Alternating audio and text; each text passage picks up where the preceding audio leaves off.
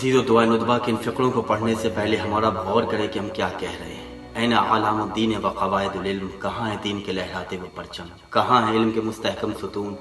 ऐन मुही मालिमुद्दीन व अहले, कहाँ है दीन और अहले दीन के आसार को ज़िंदा करने वाले। हमारा सलाम और हमारे वक्त के इमाम पर कि जिसकी शफ़क़त लम्हा लम्हा हमारे साथ है, जो हमसे ज़्यादा हम पर मेहरबान है। हमारी नाफरमानियों के बावजूद, हमारे गुनाहों के बावजूद, हमारी गलतियों के बावजूद जो हम पर से निगाह करम नहीं हटाता। कहाँ है दुनिया वालों के पास इतना शफीक और मेहरबान सैयद व सरदार। अल्लाहु अकबर। अजीज़ो इमाम की इताअत तो करें हम, उस इताअत में जो शीरीनी है, जो लज्जत है। अगर जिस शख्स को इस लज्जत का एहसास हो गया, फिर वो इमाम के इश्क से आज़ाद होना नहीं चाहता। इमाम ने हुक्म दिया इल्म हासिल करने को। ख़ास तौर से मेरा खिताब नौजवान और यूथ से है कि इमाम की इताअत तो करके देखें हम। ज़रा सी परेशानी आती है, हमें इल्म हासिल करना छोड़ देते हैं। मैं एक वाक़या आपकी खिदमत में पेश कर रहा हूँ। वारिस ज़माना से मुलाकात नामी किताब में सैयद हाशिम बयान करते हैं कि जब उनके वालिद का इंतकाल हो गया, देखिए हम इस वाक़े को कि इमाम ने क्या हुक्म दिया है। वो हम उस इमाम के मानने वाले हैं कि जो मुश्किल में मुश्किल कुशाई करता है। उसने हमें तन्हा नहीं रखा, वो हर लम्हा हम पर निगरां है, हम पर अपनी निगाह करम किए हुए है। सैयद हाशिम बयान करते हैं कि उनके वालिद का जब इंतकाल हो गया, वो घर के सबसे बड़े थे। माली हालत उनकी अच्छी नहीं थी, घर के इक़्तिसादी हालात बहुत ख़राब थे। वो कहते हैं कि वालिद का जब इंतकाल हो गया, घर की सारी जिम्मेदारी उनके ऊपर आ गई।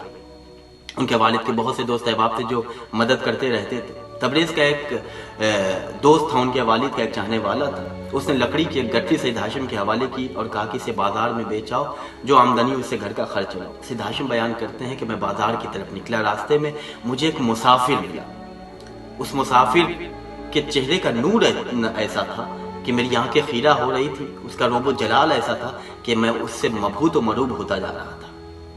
मैं रास्ता तय करते हुए जब उसके करीब आया तो मैंने देखा कि सैयद बुजुर्गवार, अल्लाहु अकबर, के जिनके सर पर स्याह मामा था, कमर में हरी रंग की चादर लिपटी हुई थी। उन्होंने मुझे देखा और देख कर फरमाया कि सैयद हाशिम, तुम मकतब क्यों नहीं जाते, तुम मदरसे क्यों नहीं जाते, तुम दर्स क्यों नहीं पढ़ते। सैयद हाशिम कहते कि मैंने उनसे कहा कि मैं बहुत गरीब इंसान हूँ, मेरे पास इतने पैसे नहीं हैं कि मैं इल्म हासिल करूँ।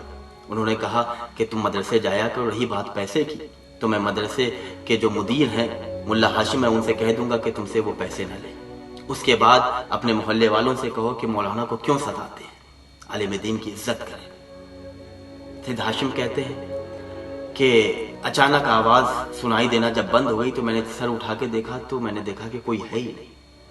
मैं परेशान चारों तरफ देखने लगा। जब कोई नज़र नहीं आया तो मैं समझ गया कि ये कोई और नहीं, मेरा शफीक और मेहरबान इमाम था कि जिसने मुझे नसीहत की कि इल्म हासिल करो।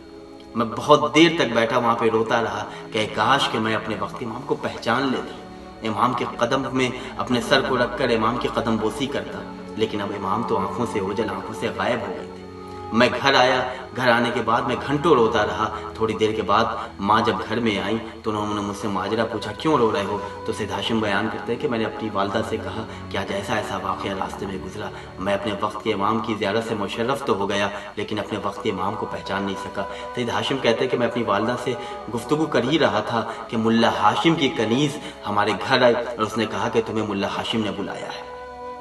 हम लोग हैरतज़दा हुए कि मुल्ला हाशिम ने क्यों बुलाया। बहरहाल मैं मुल्ला हाशिम के घर पहुंचा तो मुल्ला हाशिम ने कहा कि आज रास्ते में तुम्हारी मुलाकात किससे हुई थी। इन्होंने पूरा वाक़या जब बयान किया तो मुल्ला हाशिम ने कहा कि मुबारक हो, वो कोई और नहीं बल्कि हमारे वक्त के इमाम थे, और इमाम अभी हमारे घर भी तशरीफ़ लाए थे। इमाम ने ज़ियारत से मुशर्रफ भी किया और मुझे और मेरे घर को ये शरफ़ अता किया कि अपने कदम से हमारे घर को वजूद अता किया, हमारे घर में बरकत अता की। और मुल्ला हाशिम ने कहा कि तुम दर्स में आया करो और तुम्हारे दर्स में अब कोई कोताही नहीं होनी चाहिए, और ये बात हमारी ज़िंदगी में तुम किसी से नहीं कहना, यह राज की गुफ्तगू है।